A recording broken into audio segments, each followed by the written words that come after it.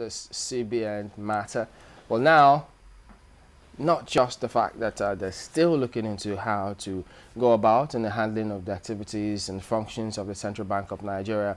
Some members of the House of Reps making some comments about taking away certain functions of the CBN to the CIBN.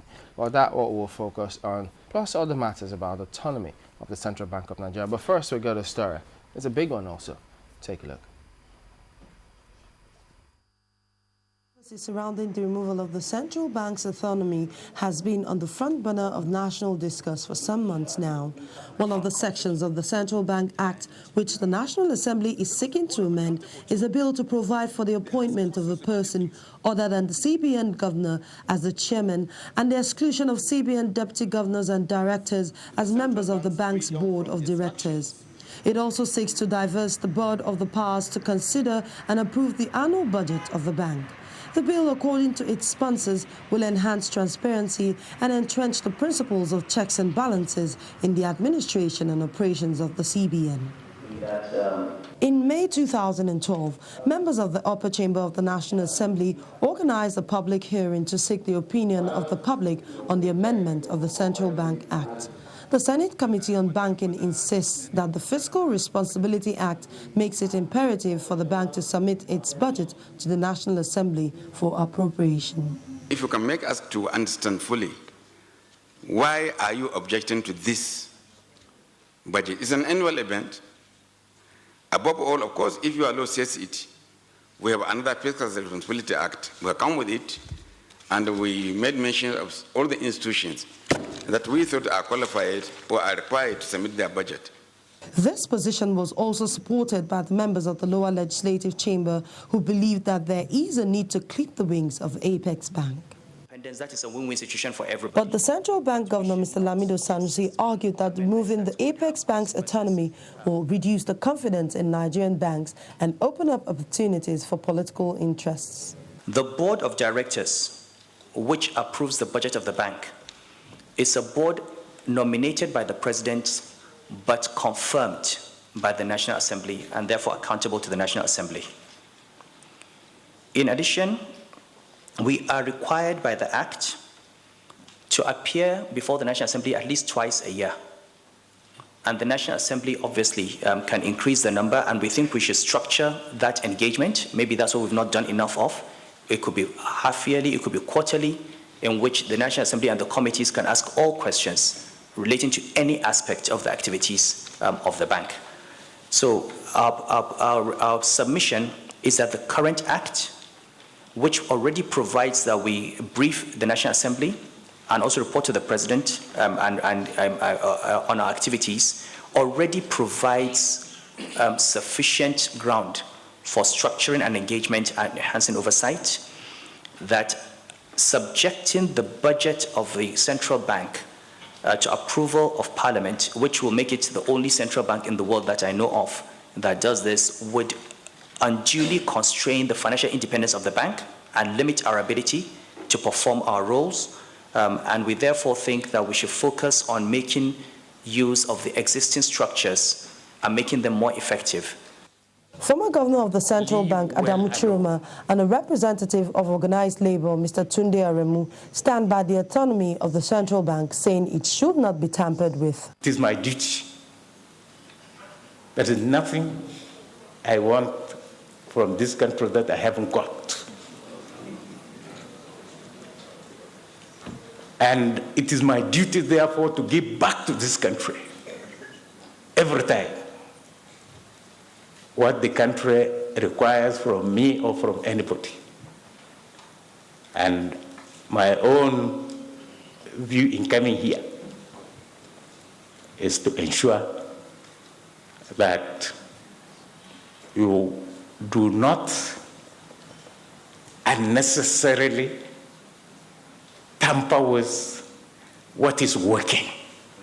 We're supporting the existing law the way it is, to allow for CBN to be able to do its own budgeting without necessarily excluding your power to do rigorous oversight. And we'll be with you in that to make that possible. Thank you very much. Drawing from the experiences of developed and developing economies, Mr. Dan Kunle, a public affairs analyst, kicked against the removal of the apex bank's autonomy. He said granting autonomy to central banks is a global practice which needs not be debated. There are many laws for them to repeal and reenact. They have not addressed those ones. See our transport sector, the maritime sector, ports and harbour. See the Railway Act is as old as the same way the colonial master. They have not repealed all this law to allow the sector to open up and create more opportunities for Nigerians. They are only after central bank autonomy. While the debate continues, financial experts warn that the outcome will play a pivotal role in the nation's financial system. Well, there you have that report there, but the latest perspective is that recently a member of the House of Representatives was suggesting that, well, the House may just consider removing that supervisory role and function from the CBN to CIBN. Well, Mr. Bandele Olusegun joins us now to discuss this matter and more. He's a former bank examiner. Well, and I thank you for coming on today. Yeah, thank you very much for this opportunity. Well, you heard about this at least idea, a proposal, which they're at the moment just grappling with to see if it's something really worthy of note. But you never know. You may just see it being discussed on the floor of the House, on the whole committee of the whole. But from what you heard about it, what do you think of that? I think it's rather preposterous because it has never happened anywhere in the world, and it's an idea that will not stick to the wall. To start with, CIBN is basically to enthrone professional excellence among bankers and to train and to develop ideas and carry out research on the banking industry. And so far, they have been doing very well. They've been training bankers, certifying them, and also converting bank workers to bankers, because we have so many bank workers but few bankers. And what do you mean by that? Yeah. Bank workers to bankers. Are bank workers not supposed to be bankers? Yeah, because it has become an all-commerce affair. You have doctors, engineers, all of them running to the banks because the pay looks better. Now the duty of the CIBN is to convert them to bankers. So that's what they are set up to do. And since they were incorporated in 1976, they've been playing that role.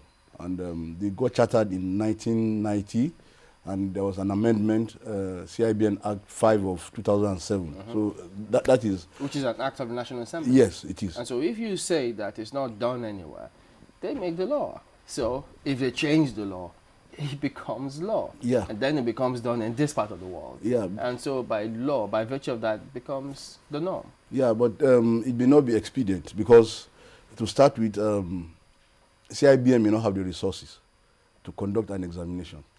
It is very costly to conduct a bank examination, and that is why it's only a body. CBN does that. That's why CBN does that.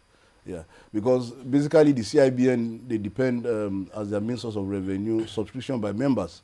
And I know how much it costs to carry out an examination. If they are to attempt that, they may not be able to do it for more than a year. They will pack up. It's so expensive. And again, the CBN has all the instruments to penalize. CIBN does not have that. Why? Because banks that flout the law, normally the CBN just debits their account.